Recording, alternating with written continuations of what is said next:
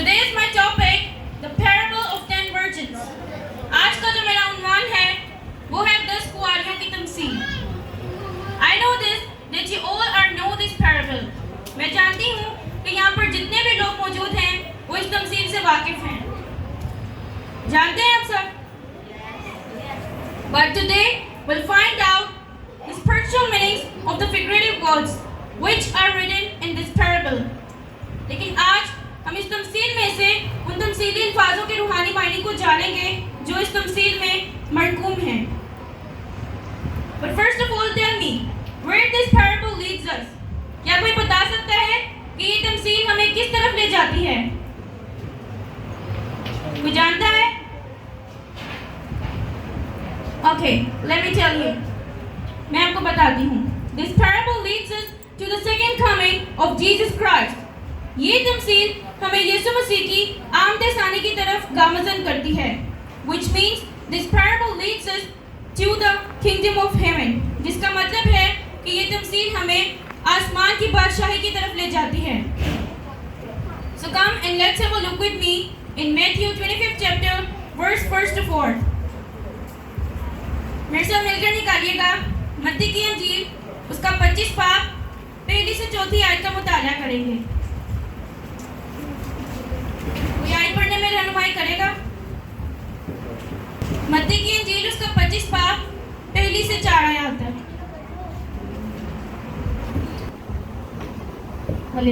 Hallelujah. उस वक्त आसमान की बादशाही उन 10 कुंवारियों की मानित होगी जो अपनी मशलें लेकर दुल्हा के इस्तकबाल को निकले. उनमें 5 बेवकूफ़ और 5 अक्लमंद थी. जो बेवकूफ़ थी उन्होंने अपनी मशलें तो ले ली मगर तेल अपने साथ ना लिया. मगर अक्लमंदों ने अपनी मशलों के साथ अपनी कुप्पियों में तेल भी लिया. और जब दुल्हे ने देर लगाई तो सब ऊँघने लगे और सो गए. May God's special blessings be upon the word of God which has been written and heard now. खुदा के कलाम पाक पढ़े और सुने जाने पर खुदा की खास बरकत हो. Amen. So here's what we have seen now. यहाँ पर हमने क्या देखा है? There are 10 virgins. यहाँ पर 10 कुंवारियाँ हैं और क्या लिखा है? At that time the kingdom of heaven will be like 10 virgins. कि उस वक्त आसमान की बादशाही उन 10 कुंवारियों की मानित होगी जिन्होंने अपनी मशलें ली और दुल्हा से मिलने के लिए निकली. But tell me, who's the bridegroom here in this parable? क्या कोई जानता है कि जिस दुल्हे का जिक्र यहाँ इस तमसील में किया जा रहा है वो दुल्हा कौन है? जरा ऊंची आवाज से कहिएगा. Yes, Jesus Christ is the bridegroom here in this parable. But tell me, did the 10 of 10 virgins have the availability of oil? क्या 10 कुंवारियों के पास तेल की मौजूदगी थी? सिर्फ 5 अक्लमंदों के पास तेल की मौजूदगी थी. As we all know this, that a lamp cannot be lit without oil. जैसा कि हम जानते हैं कि एक चिराग बिना तेल के कभी भी रोशन नहीं हो सकता. और हमने कभी क्या देखा है कि जो बेवकूफ कुंवारियां थी उनके पास तेल था? नहीं. So what did they? To enlighten their lamp. तो फिर उन्होंने अपने चिराग जलाने के लिए क्या किया?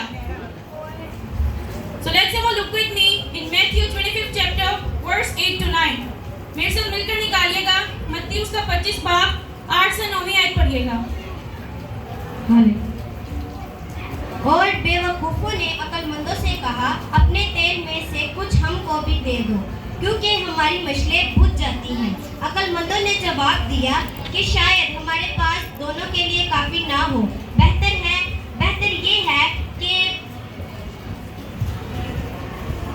है कि बेचने वालों के पास जाकर अपने वास्ते मोल ले लो. आमीन. What we have seen now. यहाँ पर हमने क्या देखा है?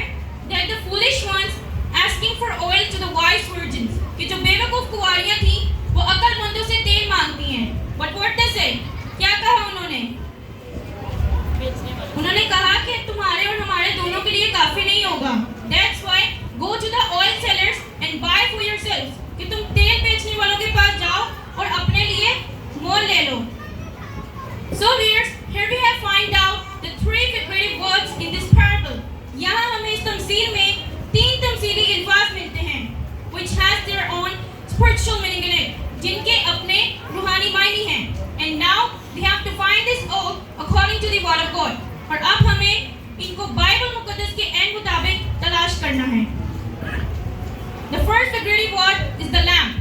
पहला तमसीली अल्फाज है चिराग. The second one is oil. दूसरा है तेल. The third and the last one is the oil seller. तीसरा तमसीली अल्फाज है तेल बेचने वाले. And each one of them has their own spiritual meaning in it. इन तीनों अल्फाजों के अपने रूहानी मायने हैं और अब हमें इनको बाइबल मुकद्दस के एन मुताबिक तलाश करना है. So firstly, concentrate on the lamp. सबसे पहले जरा चिराग के ऊपर गौर व फिक्र कीजिएगा.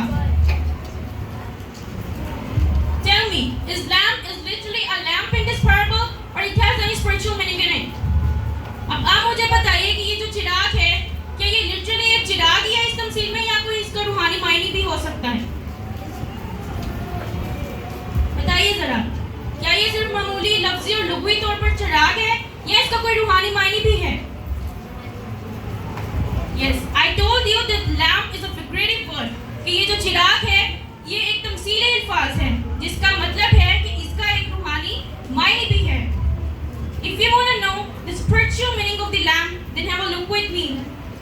अगर आप चिराग के रूहानी मायने को जानना चाहते हैं तो फिर मेरे साथ मिलकर निकालिए. Psalm 119:105. ज़बूर 119 उसकी 105 आयत में देखें तो लिखा हुआ है. 119 बाब और 105 आयत. हालेलुया. ज़बूर 119 उसकी 5 आयत. ज़बूर 119 ज़बूर उसकी 105 आयत. तेरा कलाम मेरे कदमों के लिए चिराग और मेरी राह के लिए रोशनी है. आमीन. आमीन. सब लोग आमीन कहें. आमीन. क्या पढ़ा है यहाँ पर कि तेरा कलाम मेरे कदमों के लिए चिराग और राह के लिए रोशनी है. जिसका मतलब है कि चिराग का रूहानी मायने क्या है? कलाम. चिराग का रूहानी मायने क्या है? And now we have to find the spiritual meaning of oil. अब हमें तेल के रूहानी मायने को जानना है. But firstly tell me what kind of oil it is which is mentioned in this parable. पर क्या मुझे कोई बता सकता है कि जिस तेल का जिक्र यहाँ इस तमसील में किया जा रहा है वो कौन सा तेल है? किस किस्म का तेल है? क्या कोई जानता है? Is it the petrol kind of oil that we put in our cars? क्या ये वो पेट्रोल है जो हम अपनी गाड़ियों में डलवाते हैं? क्या ये वो वाला तेल है? Or it is the cooking oil? क्या ये खाना पकाने वाला तेल है? किस किस्म के तेल का जिक्र किया जा रहा है यहाँ पर? कौन से तेल का जिक्र किया जा रहा है? I'll tell you that what kind of oil it is. मैं आपको बताती हूँ कि ये कौन सा तेल है. Let's have a look with me in Leviticus 24 verse 1 to 2. एहबार उसका 24 बाब उसकी पहली से 2 आयत पढ़ेंगे. हालेलुया. एहबार उसका 24 बाब और उसकी पहली आयत से पढ़ना शुरू करती हूँ. और खुदावंद ने मूसा से कहा, बनी इस्राएल को हुक्म कर कि वो तेरे पास जैतून का कोट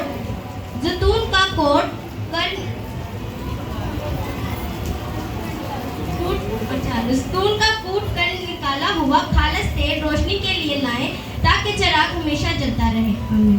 आमीन. यहाँ पर क्या पढ़ा है?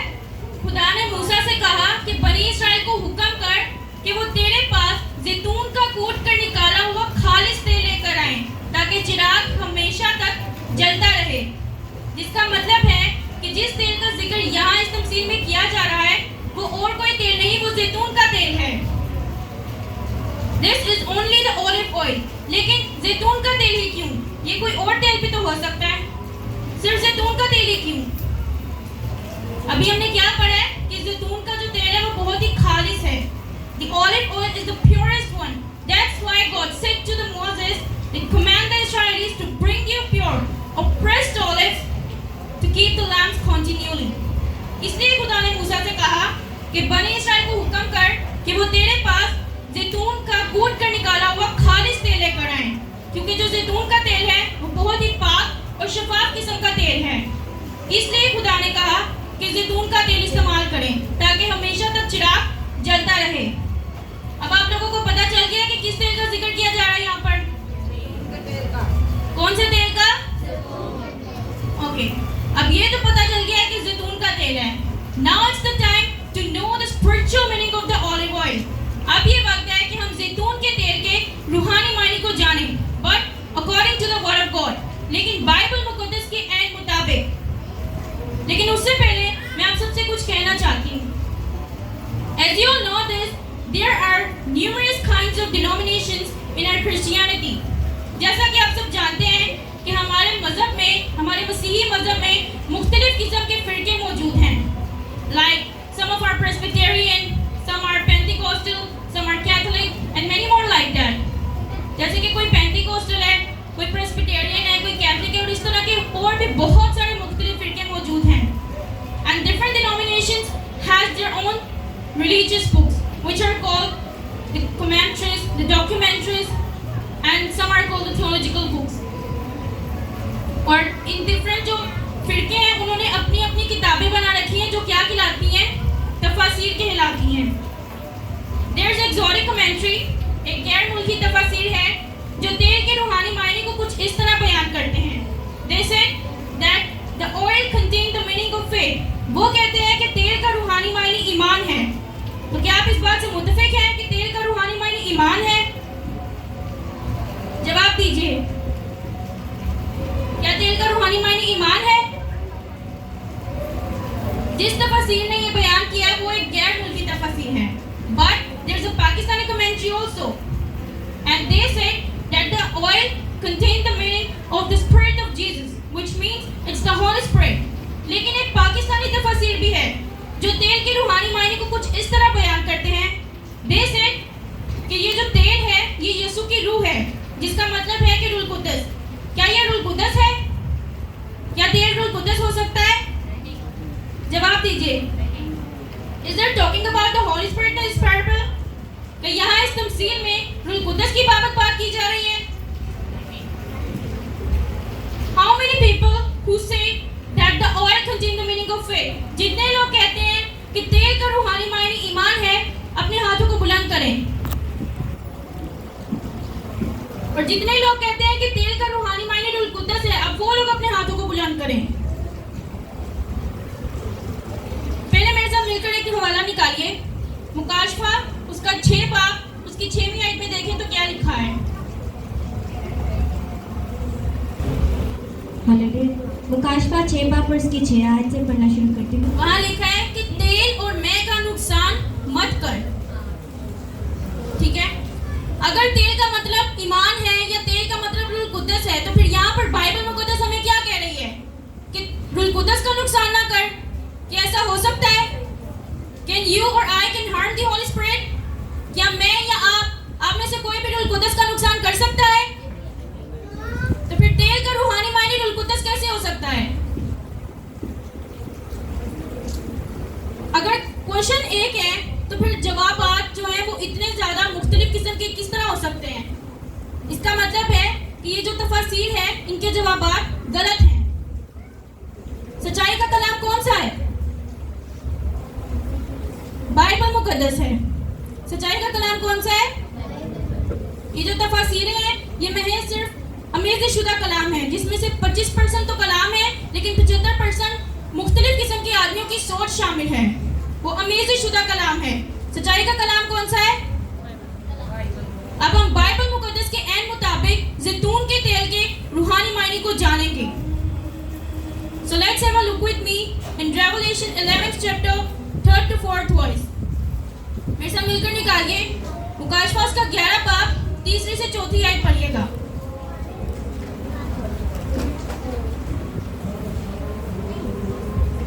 और मैं अपने 2 गवाहों को इख्तियार दूंगा और वो टाट ओढ़े हुए 1208 दिन नबूवत करेंगे. ये वही जैतून के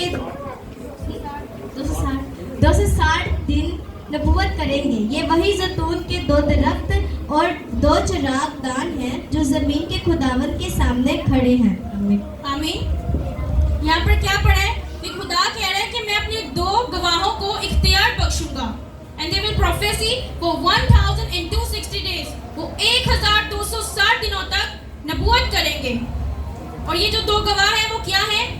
2 जैतून के दरख्त हैं. किसके साथ तशबीह दी है? जैतून के दरख्तों के साथ। क्या कहा है खुदा ने कि मैं अपने 2 गवाहों को इख्तियार बख्शूंगा और वो 1260 दिनों तक नबूवत करेंगे। ये वही 2 जैतून के दरख्त हैं और 2 चिरागदान हैं। मतलब खुदा ने अपने 2 गवाहों को 2 जैतून के दरख्तों से तशबीह दी है। लेकिन सिर्फ जैतून के दरख्तों से क्यों?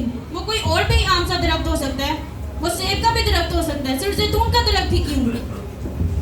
पहले हमने क्या सीखा था कि जो जैतून का तेल है वो खुदा की नज़र में बहुत ही खालिस है, बहुत ही पाक और शफाफ किस्म का तेल है। इसलिए खुदा ने अपने उन 2 चुने हुए गवाहों को जैतून के दरख्तों से तशबीह दी है। सो टेल मी, अब मुझे बताएं कि जैतून का तेल हमें कहाँ से हासिल होता है? कहाँ से मिलता है हमें जैतून का तेल? जैतून के दरख्तों से। कहाँ से मिलता है? और अगर जैतून का दरख्त जो है वो गवाह है तो फिर जैतून का तेल क्या होगा?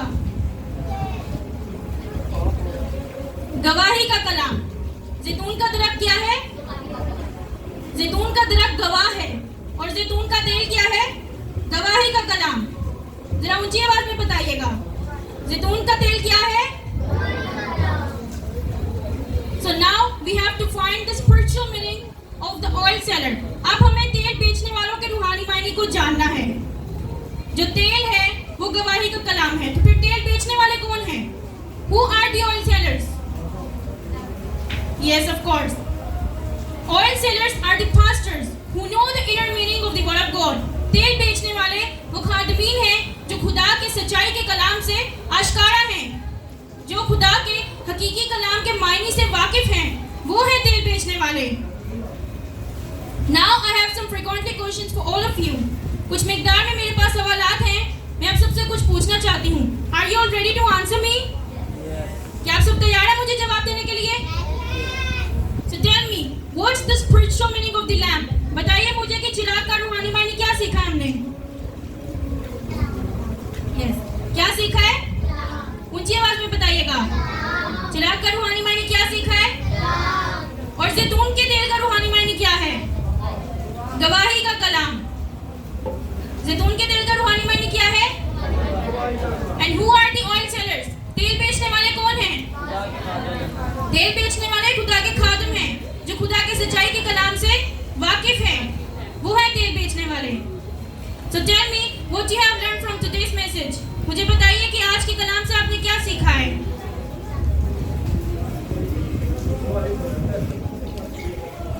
We have to enlighten our lives with the lamps. हमें अपनी जिंदगियों को चिराग से रोशन करने की जरूरत है।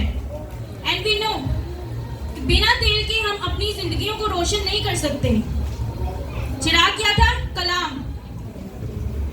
जब तेल नहीं होगा तो चिराग नहीं जलेगा, चिराग नहीं जलेगा तो जिंदगी रोशन हो सकती है? इसलिए हमारे पास तेल की मौजूदगी होना लाजिम है। How many people are there who want to become like the 5 wise virgins? कितने लोग यहाँ पर मौजूद हैं जो उन 5 अक्लमंद कुंवारियों की मानित बनना चाहते हैं? अपने हाथों को बुलंद कीजिएगा।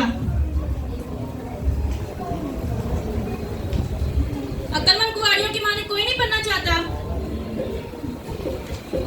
बहुत थोड़े लोग हैं, इसका मतलब कि काफी लोग जो है वो खुदा की बादशाही में दाखिल होना नहीं चाहते।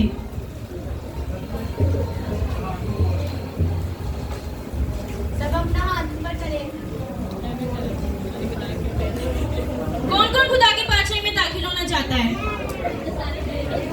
समझ आएगी सबको, उनको नहीं आता कोई नहीं है। जो लोग 5 अक्लमंद कुंवारियों की मानित बनना चाहते हैं अपने हाथों को बुलंद करें। Hallelujah, hallelujah. I will pray for all of you. May God always bless you.